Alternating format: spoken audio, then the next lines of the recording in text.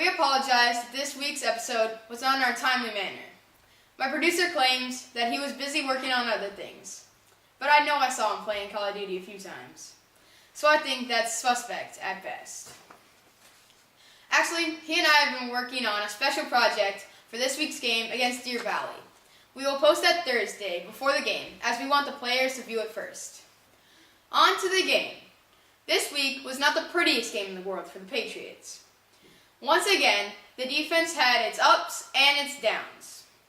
The interesting thing to me is that they have so many brilliant plays, very quickly followed up by a key missed assignment and poor tackling. You will see the brilliant side in the top 10 plays, as they had many tackles behind the line of scrimmage.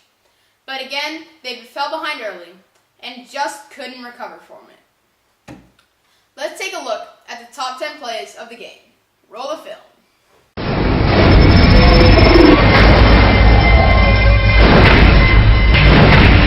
Number 10, Carter under center, the quick pass out to Clayton in the flat. Clayton moves upfield and whoop, makes first guy miss and bang! He's taken down but hangs onto the ball. Number 9, defense this time, the three-man hit parade as senior Nick Roviera comes through the line, grabs the running back, and is quickly helped by number 81 Morales and number 32 Tremmel. Nice stop. Number 8, cleverly under center, hands the ball to Avila, who scampers up the middle of the field for a key gain. Number 7, Roviera again, coming in unblocked, slides through and makes a tackle. Not sure what the head pattying thing is. I've seen that a couple times. Maybe somebody can explain that? Number 6, Carter again with the nifty pitch out to Avila, who takes it downfield for a 22-yard gain. Wait, back that up. I saw some terrific blocks on that play. And okay. First, Dalton Barnes, senior tight end, with the nice hook block on the defensive lineman. Then, senior Joe McKnides pulls from his tackle spot to slow down the linebacker, while Clayton comes down and takes on the dreaded number 5. Down here, sophomore Gianni Braceno enters a wrestling match with the freedom. See? That's what makes a play go. Number 5, defense again as Jeremiah Potty shoots through the line and snags the shirt of the running back. Gets a little help on the outside from Tremmel, and takes the running back down. Number 4. Speaking of Pody, he had a busy day in his second game back. Here, a pitch from Carter as he takes the ball outside, then sees a cutback, making his move, and slides for a few extra yards. Next, a power run right up the middle. And again, but this time deciding to take much of both teams with him along the way. Then, the first of 2 touchdowns. A short yard pound into the end zone.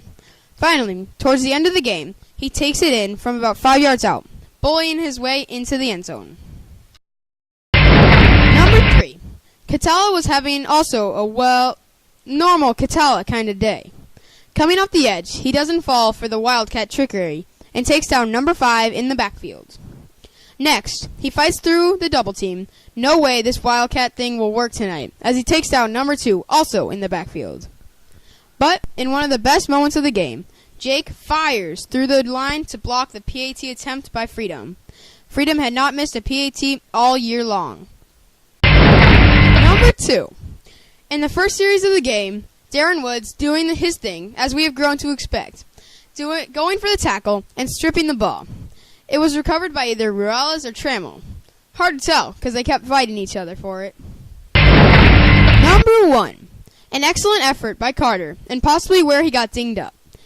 He rolls to his left, moves up, and seems to be caught in the backfield, but whoop! He makes the first guy miss, and then whoop! Makes another guy miss, and he sprints towards the middle of the field, and finally goes down, getting the first down for the Patriots. Nice play. As I mentioned last week, Jeremiah Pody returned against Pittsburgh after being out for quite some time. Before we go any further, I must apologize for pronouncing his name wrong last week. Our Patriots Weekly researchers are clearly paid too much. Anyway, our trusty sideline reporter caught up with him after the game. Thanks, Nick. I'm here with Jeremiah Pody. Thanks for joining me, Jeremiah. So, you've been out since the second week of the season. So, how did it feel to come back against Pittsburgh? Well, I was out. Obviously, I wanted to play. We obviously lost, but we lost. don't know, there's not much more to say. Played hard, but didn't come out our way. Today you had two touchdowns and 5 tackles. How'd you feel? I guess it felt cool during the game. Obviously, it hurts now that we lost. It doesn't really matter. But I think we played harder this week, definitely more than last week. What do you think the defense has to do to improve to get a win next week? We got to just come out hitting more, know our assignments, and just bring a lot more intensity. Mm-hmm. All right, thanks for joining me. Oh. This week, the Patriots just couldn't stay with Freedom. Anthony Card got hurt, and that seemed to deflate their spirits. This week, Freedom comes out on top, 33-16. This means that next week is more vital, as if we win, we go to playoffs. If we lose, we don't. Live from the frozen tundra of Heritage High School, this is Nick Zell for Patriots Weekly. Looking ahead to Deer Valley, I feel like a broken record when I say this is a key matchup. But this week, not only is it a key matchup, it's the only matchup for the Patriots. Quite simply, they win and they go on to the playoffs. They lose and they go on home. Kind of brutal, right? But that's where the Patriots now find themselves. Deer Valley went on the road and got handed its first loss to Antioch in 8 games. That can mean a couple of things for the Patriots. It could mean that they are down because of the loss, or that could mean that they are ticked off because of losing. Running the ball is the name of the game at Deer Valley, as they average 242 yards per game versus just 76 yards passing.